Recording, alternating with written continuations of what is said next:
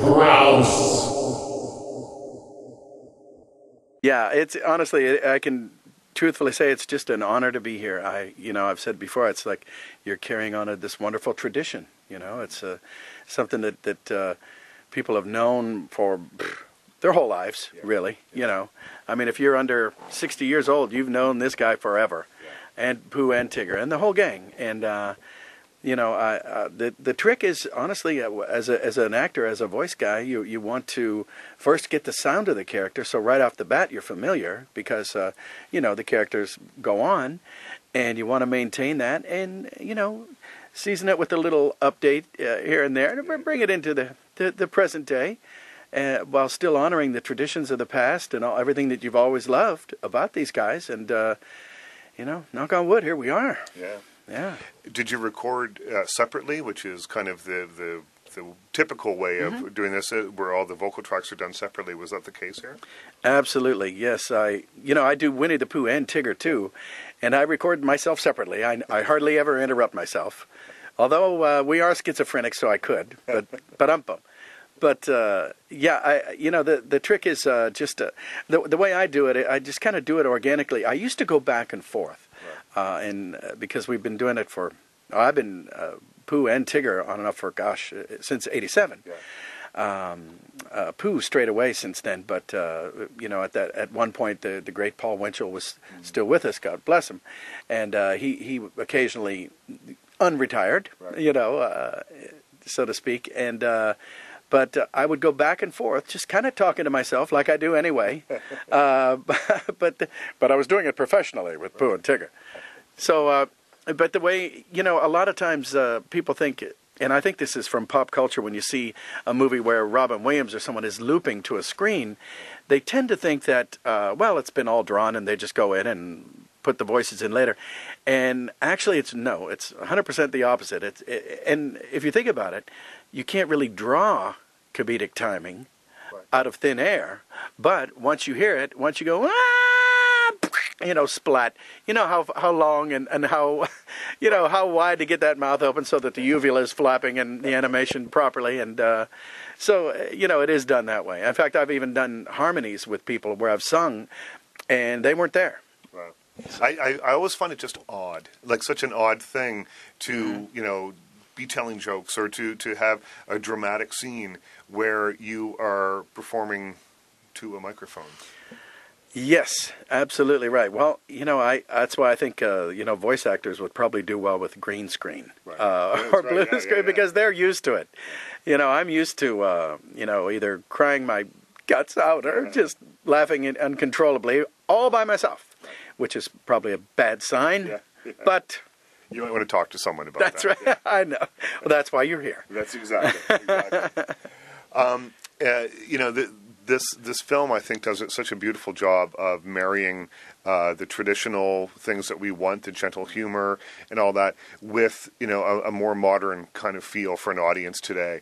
When you were first approached, I know you've done Pooh on television for a long time, but when you were first approached about doing this, did you think, well, we've kind of done this already, haven't we?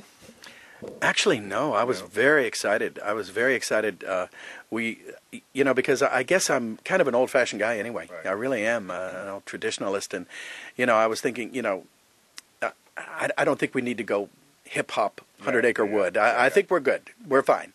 Let's just, they haven't lasted this long because they cling to every trend. They're trend-free. They outlast their evergreens. These are redwoods. These aren't, to put it that way. And so I was absolutely excited. Pooh goes surfing. Pooh meets Abbott and Costello. We don't need that. Let's get back in the 100-acre wood, and we are. And my goodness, it's the animation is. You could turn the sound down and be in heaven. And also turn the picture off and still be in heaven. It's that complete. It's that the music is so delicious. It's so wonderful. It's so sumptuous. The scenes, they're literally gorgeous. Any given frame, you could frame. Yeah. And just put it on the wall and call it a masterpiece. It's beautiful. It's a full-blown feature film. There's no no corners have been cut during the making of this particular movie. Yeah, yeah. Tell me a little bit about the process of working on a particular voice. Now, with something like Winnie the Pooh, it's a much different thing because the voice was sort of established before you came along.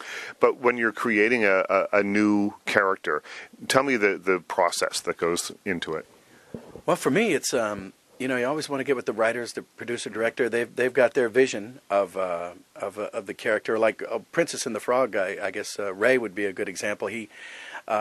They knew that they wanted a Cajun firefly, and that's actually more of a specific accent. A lot of people think that, oh, wow, Cajun, well, he's from the South. Must sound like Gomer Pyle. No, no. It's a very specific thing, and you want to be true to the author's vision, the producer, director's vision, and at that point, it's up to you to bring your own juice to the party. What have you got to offer? And like, I guess Ray is a good example because I was a deckhand on a riverboat as a kid, and there were any number of boats that I was on where I was the only person on there for whom English was their first language, and they were all born in America. Right. But there was just that Cajun French, and there's a whole nother critter down there, and you just put it together, and all the sensibilities that go into your life, things that strike you as funny, you throw them in, and and then next thing you know, and the physicality of the character is true. I mean, you don't want to put a teeny voice inside of a giant bear, or vice versa, or if you do, sometime that works too. But even that's specific. So, it's a great process. It's one I love. I just live for it. Have you always been a good mimic in school? Did your teachers hate you because of your abilities with that? Yes and yes. Yeah. Yes, I always, in fact, I used to get in trouble by doing impressions of my teachers, and a lot of them were nuns. Yeah. So you can imagine how that went over really well. Yeah. Except that it didn't. And, I jokingly admit, I mean, time and again, it's the things that used to get me kicked out of class are turned into my career. Yeah. So maybe I can't recommend it across the board to everyone. Like, if you want to be an accountant, stay in. Yeah, stay learn. in. Yeah. Just go ahead. But other than that, I get to talk to you. Yeah. So couldn't have been all bad. Nope. Interesting, too. I like, because there's a real... there has been a trend towards using people who don't specialize in voice acting to do a lot of voice acting, and I'm not sure that it always works out particularly well for me. And as someone who is primarily a voice actor, what are your thoughts on this? Well, I couldn't agree more. It's like I tell Tom Cruise and Brad Pitt all the time. I say, Tom, Brad, I'll tell you what. I won't star in any major feature films. Yeah, Mission Impossible 4. My face, if you keep your voice out of my studio. And I think that's a pretty fair shake. I can't imagine why but apparently they're not listening. They're just not listening. No, but but it is kind of weird because nowadays, I mean, I do a lot of regular commercial voiceover and what have you, and next thing you know, I've got Jeff Bridges over there selling batteries. Well, wait a minute. Jeff, now put the batteries down. Right. Let me sell those for you. I'll do it at half price.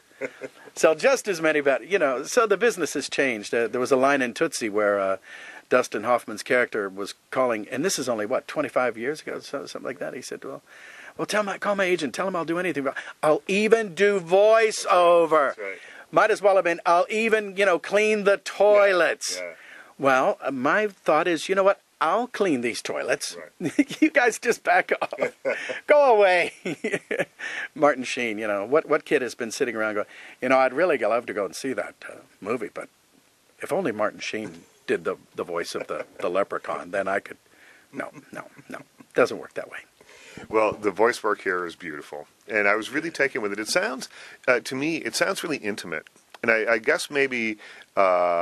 well, I don't know why that is, except it's what you bring to it. But, it sounds, I really felt that it had a different quality to it than so much other vocal work that I hear in movies. Maybe because it is a gentler story. Maybe because it is a little quieter. But I really felt that it sounded intimate to me. Well, I appreciate that. I think you're 100% right, except during the car chases. I don't know if you... I mean, those we were yelling. We were really. I didn't see that cut. I think they changed that. They took that out? They took the car chase out. That was some of my best work. Well, what can I tell you? It'll be on the DVD. Okay, it'll be on the DVD extras. Yes, yes. And the burning building, the fight with the Martians, gone. Really? Gone. Damn. See, I haven't seen the final. Well, there goes my fine.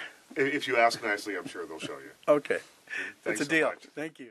Richard Crouse.